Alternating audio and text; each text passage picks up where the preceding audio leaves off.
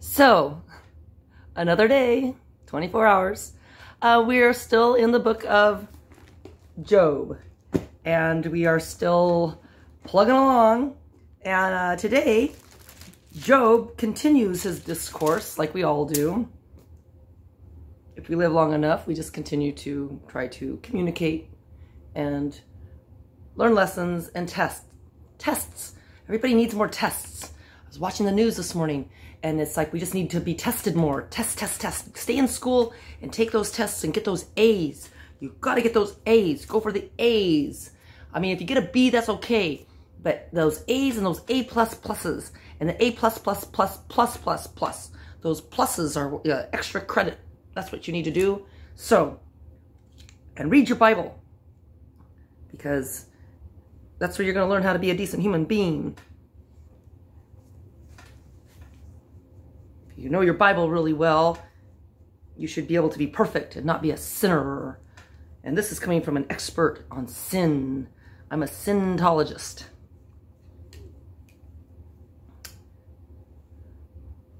Now, coffee.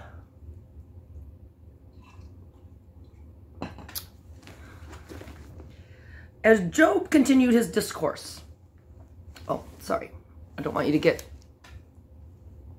to smell my bad coffee breath or get any virus from me. Far be it from me to give anyone a virus of anything, especially involving anything with the name Corona in it. Damn. So, and Job continued his discourse. As surely as God lives, who has denied me justice, the Almighty, who has made me taste bitterness of soul, as long as I have life within me, the breath of God in my nostrils, my lips will not speak wickedness. And my tongue... Oh, wait a second. We already did 27. Oh, yes, that's right. Because I did speak wickedness. Wickedness. I just said it. If you say wickedness, that's a sin. Because your lips are not supposed to speak wickedness. So don't say anything wicked. And don't watch anything wicked. Don't watch any news that's wicked. And don't watch Snow White. That's a wicked witch in there. And the Wicked Witch of the West. Don't watch Wizard of Oz. That's wicked. Don't talk about it. If you ever do anything wicked, just don't talk about it. And expect that people are going to record your every move. So, and take pictures of you doing all sorts of crazy things. Because you're probably nuts. Moving along to chapter 28, before I get booed and hissed out of place. There is a mine for silver and a place where gold is refined. Iron is taken from the earth and copper is smelted from ore. I remember in grade school, I once wrote a story and I put the character smelt a rose. S-M-E-L-T, and my teacher corrected me and said that that was not a word. That was a fish, a smelt. And I should spell it smelled, S-M-E-L-L-E-D. Well, I went home and researched it and found out that smelt is actually a word. I knew it was. It means the past tense of smell. It can also be spelled smelled, but smelt is also a word. Sometimes teachers are not always right. And I know this because I'm from Oregon, O-R-E, where there's lots of gold and silver and iron and copper. And fish. I know this because my last name's Herring. Anyways. Man puts an end to the darkness. He searches the farthest recesses. I love recesses. It's time for recess. Gotta stay home and just play. I miss those days of getting to homeschool my kids. At least the happy days. Not the other days. Man puts an end to the darkness. He searches the farthest recesses for ore in the blackest darkness. Far from where people dwell, he cuts a shaft. In places forgotten by the foot of man, Far from men he dangles and sways. The earth from which food comes is transformed below as by fire. Sapphires come from its rocks. I love sapphires. Isn't that beautiful? They're blue. That's my birthstone, was a sapphire. My dad once gave me a sapphire ring. Sap and rubies are pretty too. And garnets, those red ones, are pretty too. Sapphires come from its rocks, and its dust contains nuggets of gold. So a nugget of gold is really just a speck of dust in the big picture of things, the cosmic picture. It's just dust. No bird of prey knows that hidden path. No falcon's eye has seen it. Proud beasts do not set foot on it, and no lion prowls there. Good news! I heard that because we're all staying home, we've tamed the beast. The coronavirus beast. We're taming it. So that's good news. So stay home and get in touch with the beast inside of you.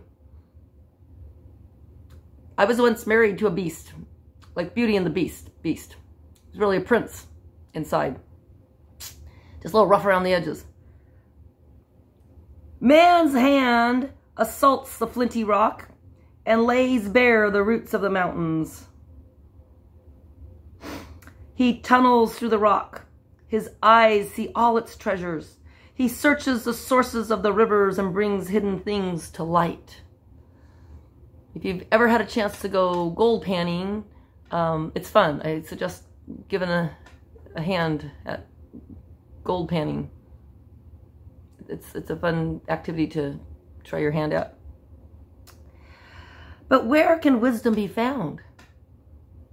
Where does understanding dwell? Man does not comprehend its worth. It cannot be found in the land of the living. The deep says, "It is not in me." The sea says, "It is not in me." It cannot be bought with the finest gold, nor can its price be weighed in silver. It cannot be bought with the gold of Ophir, with precious onyx or sapphires.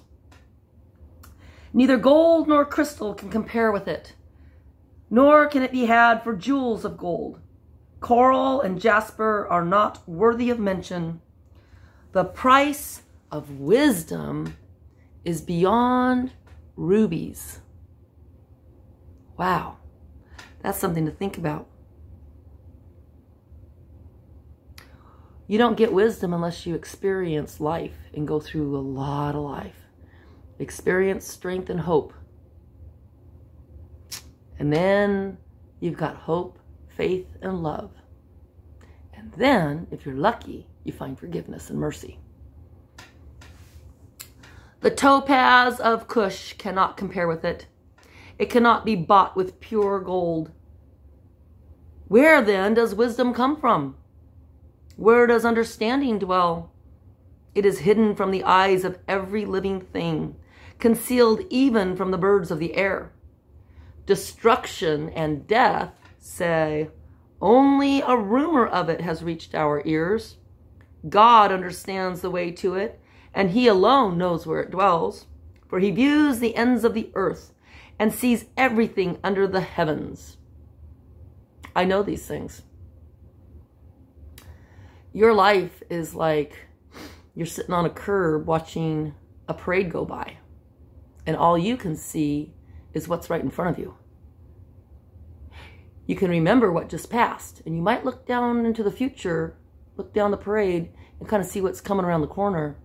But only God sees the parade from the beginning to the end from a bird's eye view.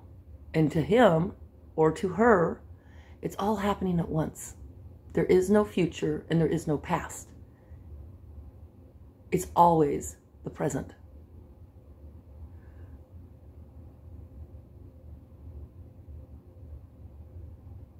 When he established the force of the wind and measured out the waters, when he made a decree for the rain and a path for the thunderstorm, then he looked at wisdom and appraised it. He confirmed it and tested it. And he said to man, the fear of the Lord That is wisdom. And to shun evil is understanding. That's fun. I used to call my first husband Lord and Master. And then tables got turned and he told a judge that he was afraid of me. He fears me. So that's an amazing miracle. He's the fear of the Lord is the beginning of wisdom. So now I guess I'm the Lord and Master. Actually, I'm a mistress. I'm a master mistress. And I'm a lady, Lord and lady. So I'm a milady. And if I get angry enough, I can come across as a malady. I play with words. The fear of the Lord, that is wisdom. And to shun evil is understanding. So I've been shunned.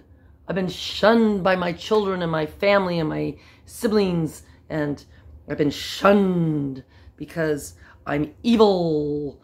I'm just an evil woman because I live. Evil is live spelled backwards. And lived is devil spelled backwards. And devil with a red dress on and a red shoes on. Red boots. And I'm just, you know, it's fun to go out and dance with my friends sometimes.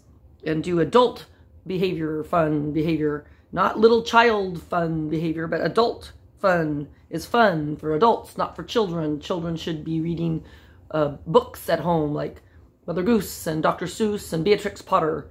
And then they should graduate to Anna Green Gables and Shakespeare and the Bible.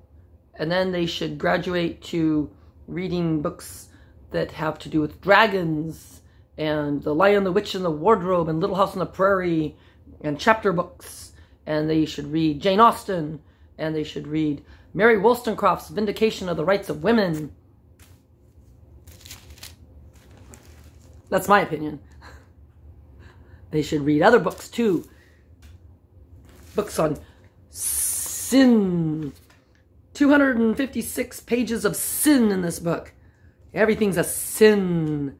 And this book here explains how to be a sinner. But this is not a book for children. This is a book that goes up on the shelf away from children. It can even tell you how to become a porn star and how to break the law and the correct way to give someone a noogie and how to build an atom bomb and how to negotiate with kidnappers and how to bullfight. That's a sin. You got to be nice to those bulls. You don't fight a bull and then hurt the bull. That's not nice. There's a bunch of bullshit doing that to a bull. How to have fun in an elevator. How to make a water bomb. Oh my gosh, how to perform open heart surgery. No, thank you.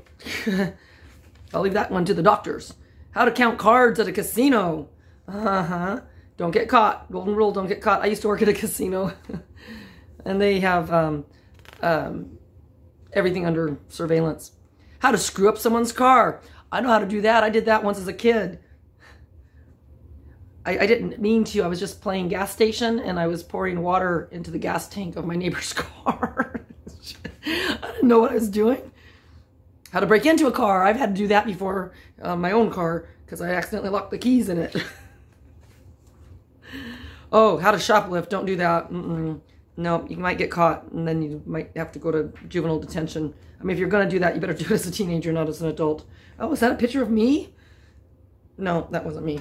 How to saw a woman in half. There are many ways of sawing a woman in half. Yeah, there's a lot of ways to decimate a woman too. How to throw a punch. My first husband taught me that one.